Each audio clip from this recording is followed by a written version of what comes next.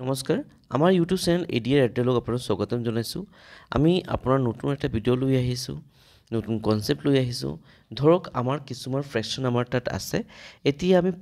পুৰণ বিয়োগ একো নকৰিখিনি কেনেকৈ ক'ব পাৰোঁ কোনটো ডাঙৰ কোনটো সৰু মানে আমি ক্ৰছ মাল্টিপ্লিকেশ্যন মেথড ইউজ নকৰোঁ আমি এলচিএম মেথড ইউজ নকৰোঁ আমি ডিফাৰেন্স মেথড ইউজ নকৰোঁ তো তেনেকৈ নকৰিখিনি আমি কেনেকৈ ক'ব পাৰোঁ বা ডেচিমেল মেথড নকৰোঁ কেনেকৈ আমি ক'ব পাৰোঁ কোনটো ডাঙৰ কোনটো সৰু ধৰক আমাৰ তাত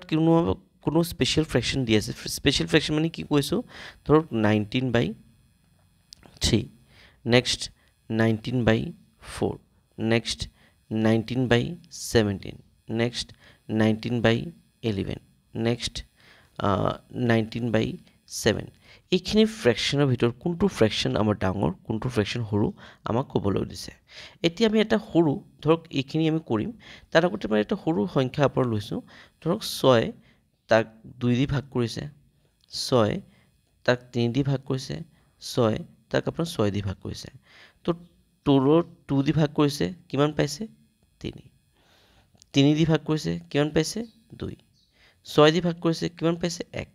জাস্ট এটা মোক কথা ক'ব কি গোটেই কেইটা ফ্ৰেকশনৰ আপোনাৰ নিউমাৰেটৰখিনি সেম আছে বলে হয় স্যাৰ এতিয়া নিউমাৰেটৰ যদি সেম থাকে আপুনি চাব যেতিয়া আমাৰ ডিনোমিনেটৰ তলৰ সংখ্যাটো যেতিয়া ডাঙৰ হয় আমাৰ ভ্যালুটো কম পাওঁ আমি মানটো কম যেটো মান পাওঁ ভ্যালু যেটো পাওঁ এটো কম পাওঁ যেতিয়া আমি সৰু সংখ্যা দি ভাগ কৰো তেতিয়া আমি মানটো বেছিকৈ পাওঁ হয়নে তো ইয়াত আমি যদি চাওঁ আমাৰ গোটেইখিনি ফ্ৰেকশনৰ আপোনাৰ নিউমাৰেটৰ কি হৈ আছে সেম হৈ আছে আমাৰ নিউমাৰেটৰখিনি কি হৈ আছে সেম হৈ আছে এতিয়া সেম যদি নিউমাৰেটৰ থাকে তেতিয়া যেটো ফ্ৰেকশনৰ ডিনোমিনেটৰ ডাঙৰ the fraction with highest value denominator is smallest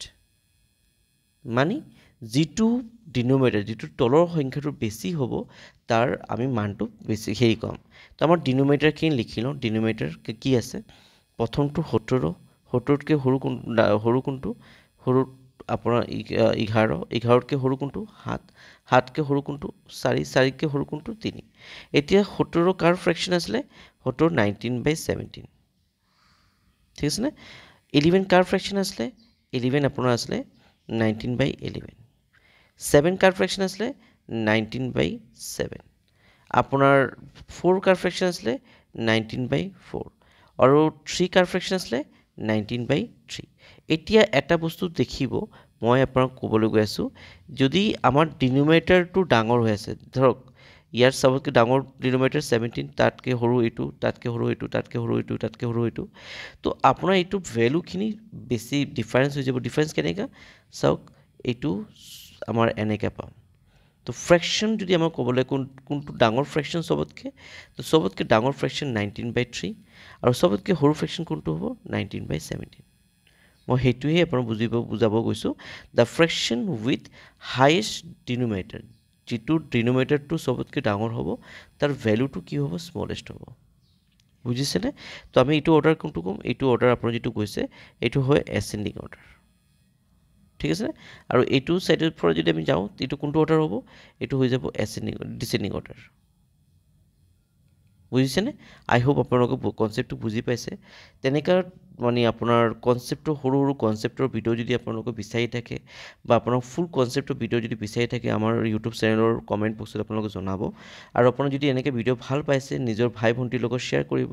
আৰু সবক সাবস্ক্ৰাইব কৰিব ক'ব সাবস্ক্ৰাইব কৰিলে হেতু কি হ'ব যেতিয়া নতুন ভিডিও কিছুমান আপলোড হ'ব আপোনালোকে গম পাই যাব নটিফিকেশনটো পাই যাব thank you so much for watching the video